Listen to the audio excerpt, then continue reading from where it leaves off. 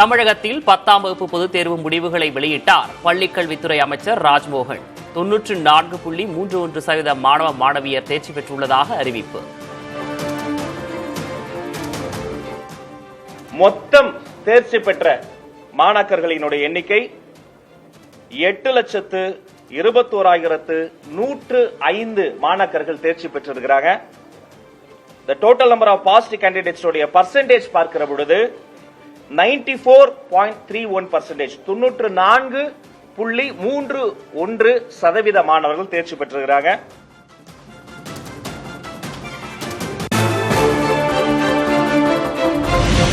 தேர்வெழுதிய மாணவிகளில் 96.47% பேர் தேர்ச்சி, 92.15% மாணவர்களும் தேர்ச்சி அடைந்துள்ளனர். இதுல தேர்ச்சி பெற்ற மாணவியர்களினுடைய சதவீதம் பார்க்கிற பொழுது 96.47% மாணவிகள், அதாவது 4,19,891 மாணவியர்கள் தேர்ச்சி பெற்றிருக்கிறாங்க.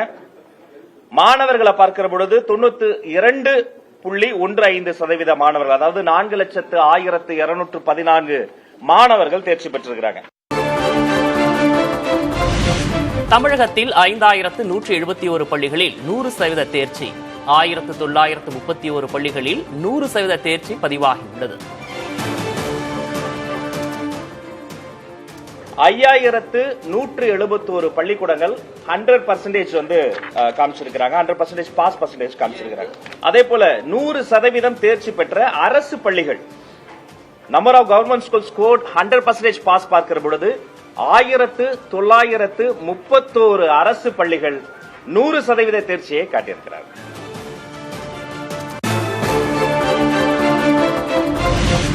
மாவட்ட அளவில் தேர்ச்சி விகிதம் அடிப்படையில் முதலிடம் பிடித்தது புதுக்கோட்டை. அடுத்தடுத்த இடங்களை பிடித்த சிவகங்கை, தஞ்சை, திருச்சி, கன்னியாகுமரி.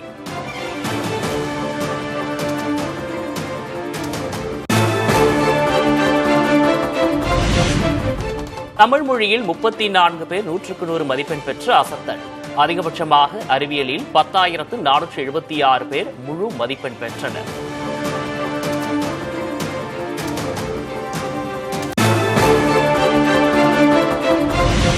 மக்கள் நல்வாழ்வுத்துறை பயன்பாட்டுக்காக 40 புதிய வாகனங்களின் சேவையை தொடங்கி வைத்தார் முதல்வர் விஜய். புதிய வாகனங்களை இயக்கி பார்த்து ஆய்வு.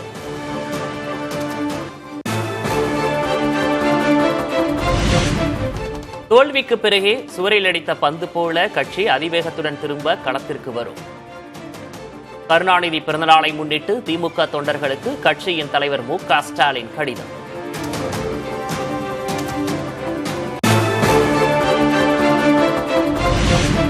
தமிழ்நாடு அமைச்சரவை விரிவாக்கம் எப்போது? முதல்வர் விஜய் விரைவில் அறிவிப்பார் என அமைச்சர் ஆதவ் அர்ஜுனா பதில். அமைச்சரவை விரிவாக்கம் மாண்புமிகு முதலமைச்சர் கூடிய சீக்கிரத்தில் அனௌன்ஸ் பண்ணுவாரு. அதுல மாண்புமிகு முதலமைச்சர் அவர்களுடைய எண்ணமும் சரி, தமிழக வெற்றி கழகத்தோட எண்ணமும் சரி, சமூக நீதியின் அடிப்படையில் இயங்கக்கூடிய தலைவர்களும் கட்சிகளும் அமைச்சரவையில் இணைய வேண்டும். தமிழ்நாடு அமைச்சரவையில் இணைய விசிக மற்றும் ஐயுஎம்எல் கட்சிகளுக்கு அமைச்சர் ஆதவ் அர்ஜுனா அழைப்பு. காங்கிரஸ் கட்சி அமைச்சரவையில் பங்கேற்பதாகவும் விளக்கம். இந்திய காங்கிரஸ் கட்சி எங்களுக்கு எங்களுடைய தலைவர் முதல்வர் மீது நம்பிக்கை கொண்டு மிகப்பெரிய ஆதரவை கொடுத்தாங்க. அவர்கள் அமைச்சரவையில் இணைய வேண்டும் என்கிறது முதலமைச்சர் வலியுறுத்தியிருக்கிறார். விடுதலை சிறுத்தைகள் கட்சி தலைவர் அண்ணன் திருமானன் அவர்களை நாங்கள் அழைக்கிறோம் அமைச்சரவையில் பங்கு பெற. ஐயுஎம்எல் நம்முடைய இஸ்லாமிய சகோதரர்களும் அமைச்சரவையில் இருக்க வேண்டும் என்பதை நாங்கள் பணிவன்புடன் கேட்டுக்கொள்கிறோம். திமுகவும் அதிமுகவும் இணைந்து ஆட்சி அமைக்க முயற்சித்ததாக அமைச்சர் ஆதவ் அர்ஜுனா குற்றச்சாட்டு. பின்வாசல் வழியாக ஆட்சி அமைக்க கே. பழனிசாமி முயற்சித்ததாக சாடல். திராவிட முன்னேற்ற கழகம் அதிமுகவுடன் இணைந்து தமிழக மக்களுடைய தீர்ப்பை மாற்றக்கூடிய ஒரு அணியை உருவாக்கி பின்புறல் வாசலாக முதலமைச்சர் ஆகணும் திரு இபிஎஸ் ஐயா அவர்கள் எல்லா திட்டங்களையும் கடைசி நிமிஷம் வரைக்கும் திட்டங்களை உருவாக்கினாரு.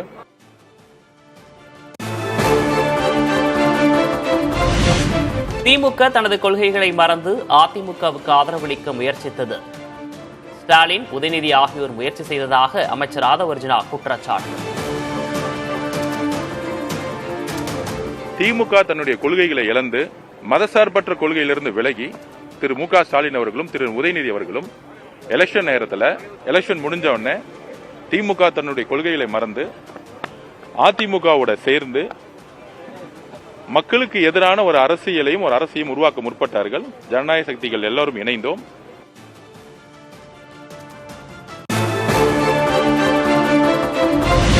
அமைச்சரவையில் விசிக இடம்பெறுவதா இல்லையா என்பது குறித்து நிர்வாகிகளுடன் திருமாவளவன் ஆலோசனை. விரைவில் முடிவை அறிவிப்போம் என பேட்டி.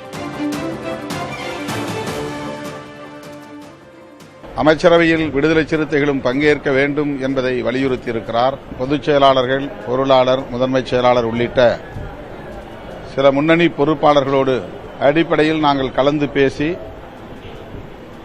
விரைவில் எங்கள் முடிவை அறிவிப்போம். அமைச்சரவையில் அதிமுகவின் ஒரு தரப்பை சேர்க்க மாட்டோம் என தவேக கூறியுள்ளதாக திருமாவளவன் பேட்டி. சி.வி. சண்முகம் தரப்பை சேர்த்தால் ஆதரவு மறுபரிசீலனை செய்யப்படும் எனவும் திட்டவட்டம். அதிமுகவிலிருந்து ஒரு பிரிவை இங்கே அமைச்சரவையில் இடம் தரப்படுமேயானால் எங்கள் ஆதரவு நிலைப்பாட்டில் மறுபரிசீலனை செய்ய வேண்டிய சூழல் உருவாகும். தற்போது அதிமுகவிலிருந்து விலகி இருக்கிற ஒரு பிரிவினருக்கு அமைச்சரவையில் இடம் தருவதற்கான வாய்ப்பில்லை என்கிற தகவல் தவேக தரப்பிலிருந்து தரப்பட்டிருக்கிறது. அதிமுகவின் ஆதரவை தவேக பெற்றால் தங்களது முடிவை மறுபரிசீலனை செய்ய நேரிடும் என சிபிஎம் மாநில செயலர் சண்முகம் பேச்சு. அமைச்சரவையில் அதிமுகவை சேர்ப்பது மக்கள் தீர்ப்புக்கு எதிரானது எனவும் விமர்சனம். அதிமுகவுடைய ஒரு கோஷ்டியை சேர்த்துக் கொள்வதோ அதிமுகவோடு சேர்ந்து கொண்டு ஆட்சி அமைப்பதோ என்கிற முடிவுக்கு தவேக செல்லுமானால் நிச்சயமாக எங்களுடைய முடிவை நாங்கள் மறுபரிசீலனை செய்வோம். விசிக இடதுசாரிகள் எதிர்ப்பால் அமைச்சரவையில் அதிமுகவுக்கு இடம் தர தயங்கும் தவேக அரசுக்கு ஆதரவளித்த சி.வி. சண்முகம், எஸ்.பி. வேலுமணி தரப்புக்கு பின்னடைவு.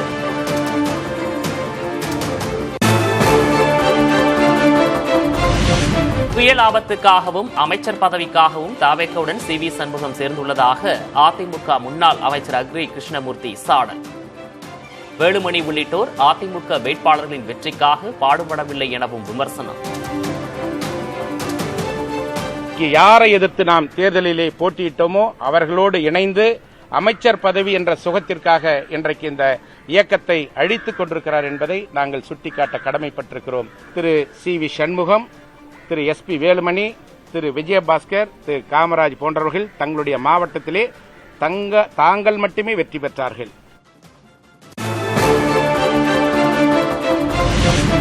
அதிமுகவுக்கு வருவதாக கூறியவர் ஆதவ் அர்ஜுனா என முன்னாள் அமைச்சர் OS மணியன் பேட்டி. தனது அரசியல் அனுபவம் குறித்து ஆதவ் சிந்தித்து பார்க்க வேண்டும் என்றும் கருத்து. அவர் எத்தனை கட்சிகள் மாறி மாறி வந்திருக்கிறார் என்பதையும் பார்க்க வேண்டும். விடுதலை சிறுத்தைகள் கட்சியிலே பணியாற்றி அங்கே பயணித்தார். திராவிட முன்னேற்ற கழகத்தில் இணைந்தார். அதற்கு பின்னால் அனைத்து இந்திய அண்ணா திராவிட முன்னேற்ற கழகத்துடைய பொதுச் செயலாளரிடத்திலேயும் அவர் இணைவதற்கு அவர் பேசினார்.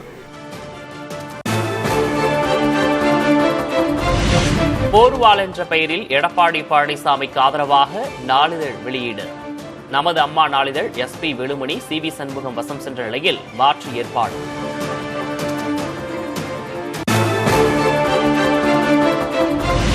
கேரளாவிலிருந்து இன்றிரவு தமிழ்நாடு வருகிறார் ஆளுநர் அர்லேக்கர். விஜய் தலைமையிலான அமைச்சரவை நாளை விரிவாக்கம் செய்யப்படலாம் என எதிர்பார்ப்பு.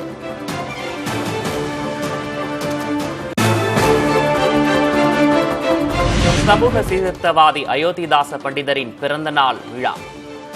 சென்னையில் உள்ள மணிமண்டபத்தில் மரியாதை செலுத்தினார் முதல்வர் விஜய்.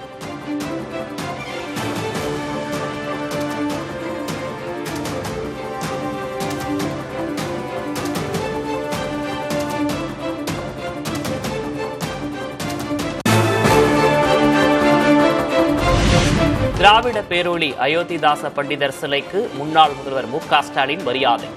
காங்கிரஸ், விடுதலை சிறுத்தைகள் உள்ளிட்ட கட்சிகளின் தலைவர்களும் மரியாதை செலுத்தினர்.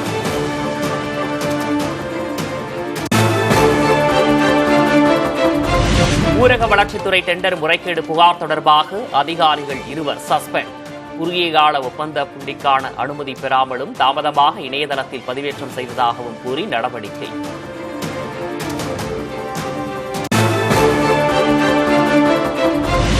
காஞ்சிபுரம் மாவட்டம் காரைப்பேட்டையில் மேல்நிலை நீர்த்தேக்க தொட்டி கட்டுவதற்கான டெண்டர் ரத்து. விதிமுறைகள் முறையாக பின்பற்றப்படாதது உறுதியானதை அடுத்து மாவட்ட ஆட்சியர் அறிவிப்பு.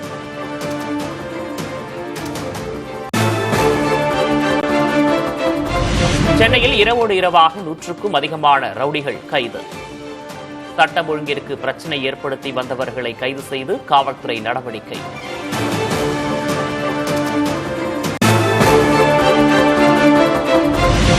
தங்கம் விலை சவரனுக்கு 960 ரூபாய் குறைந்தது. சென்னையில் ஆபரண தங்கம் ஒரு சவரன் 1,18,000 ரூபாய்க்கு விற்பனை.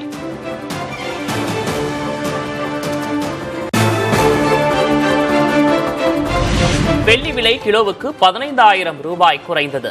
சென்னையில் 1 கிராம் வெள்ளி 285 ரூபாய்க்கு விற்பனை.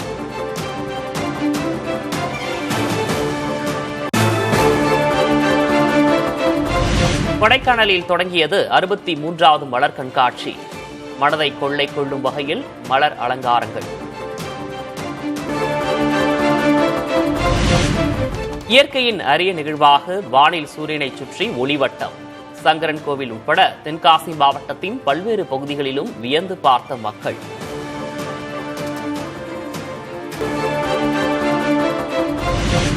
கோவை, நீலகிரி, தேனி, ஈரோடு, திண்டுக்கல் மாவட்டங்களில் இன்றும் நாளையும் கனமழை.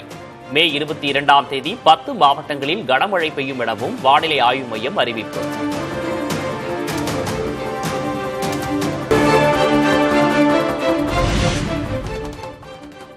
ஐந்து நாடுகள் சுற்றுப்பயணத்தின் இறுதிக்கட்டமாக இத்தாலி சென்றடைந்தார் பிரதமர் நரேந்திர மோடி. ரோமில் இந்திய வம்சாவளியினர் பிரதமருக்கு வரவேற்பு.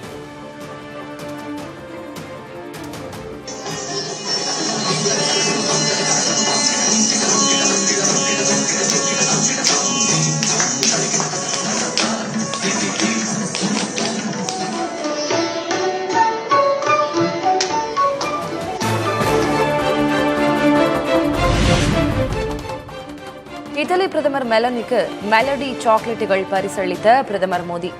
பிரதமர் மோடிக்கு சமூக தளத்தில் நன்றி தெரிவித்த இத்தாலி பிரதமர்.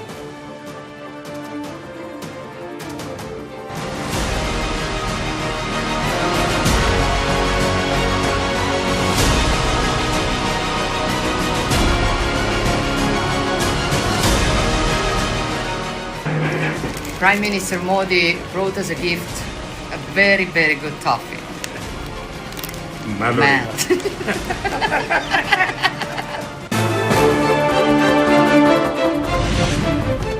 நாட்டில் பொருளாதார புயல் நெருங்கிக் கொண்டிருக்கும் போது பிரதமர் இத்தாலியில் மிட்டாய் கொடுத்துக் கொண்டிருக்கிறார் என ராகுல் காந்தி விமர்சனம். இது தலைமை பண்பு அல்ல என்றும் எக்ஸ் சமூக வலைதளத்தில் பதிவு.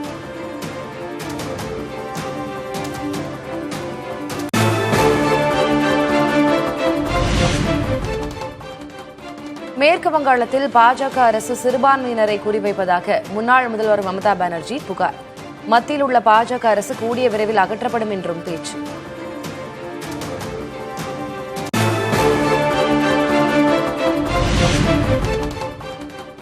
அண்டை மாநில மீனவர்கள் எல்லை தாண்டி ஆந்திர கடல் பகுதியில் மீன் பிடித்தால் விரட்டி அடிப்போம்.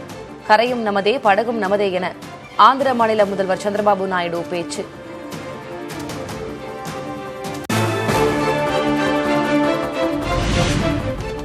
உலக அரங்கில் இந்தியாவின் கௌரவத்தை உயர்த்த பிரதமர் மோடி பாடுபடுகிறார் என மூத்த அரசியல் தலைவர் சரத்பவார் பேச்சு. அரசியல் ரீதியாக எதிர்தரப்பில் இருந்தாலும் மோடியின் பணிகளை மறக்கக்கூடாது என்றும் கருத்து.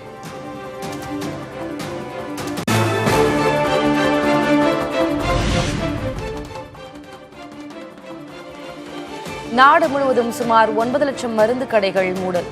விதிமுறைகளை பின்பற்றாமல் நடைபெறும் ஆன்லைன் மருந்து விற்பனையை ரத்து செய்யக்கோரி ஒரு நாள் வேலைநிறுத்தம்.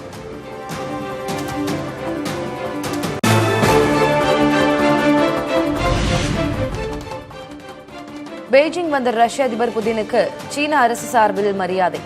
இருதரப்பு உறவுகள், சர்வதேச விவகாரங்கள் குறித்து புதினுடன் சீன அதிபர் ஷி ஜின்பிங் பேச்சு.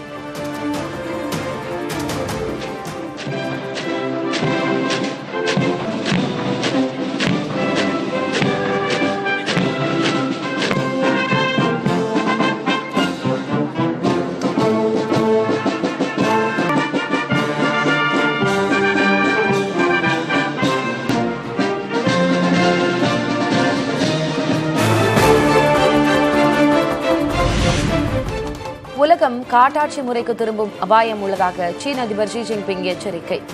அமெரிக்க அதிபர் டிரம்பின் செயல்பாடுகளை மறைமுகமாக விமர்சிக்கும் வகையில் பேச்சு.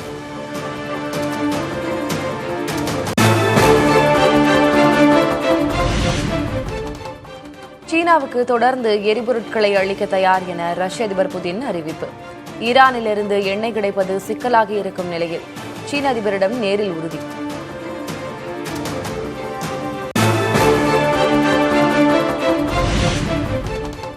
அணு ஆயுத பேச்சுவார்த்தை தொடர்பாக ஈரானுடன் ஒப்பந்தத்தை எட்ட அமெரிக்கா விருப்பம். அமெரிக்காவுடன் இணைந்து செயல்படுவது குறித்த முடிவு ஈரானின் கைகளிலேயே உள்ளதாகவும் துணை அதிபர் ஜெடி வான்ஸ் பேச்சு.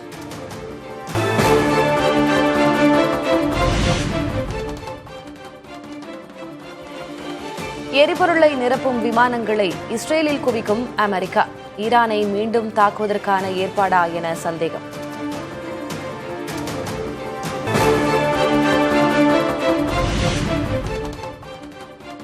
காசா மீது தாக்குதலை தொடரும் இஸ்ரேல். இடிந்து கிடக்கும் வீடுகளிலிருந்து எஞ்சியுள்ள பொருட்களை சேகரிக்கும் மக்கள்.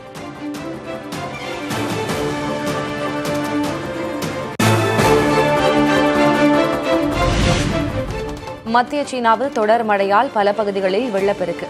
வெள்ள பாதிப்புகளில் சிக்கி உயிரிழந்தோரின் எண்ணிக்கை 21ஆக உயர்வு.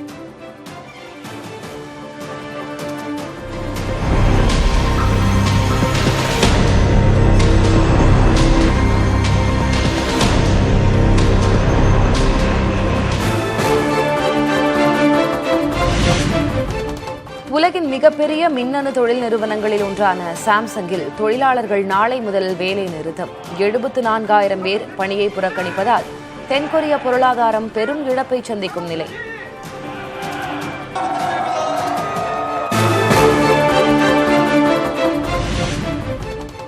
தென் அமெரிக்க நாடான பெருவில் 5.9 ரிக்டர் அலகில் நிலநடுக்கம்.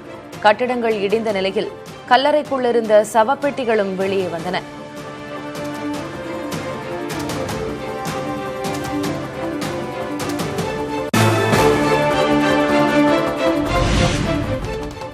தென்கொரியா வந்த ஜப்பான் பிரதமர் சனா டகாய்ச்சிக்கு உற்சாக வரவேற்பு.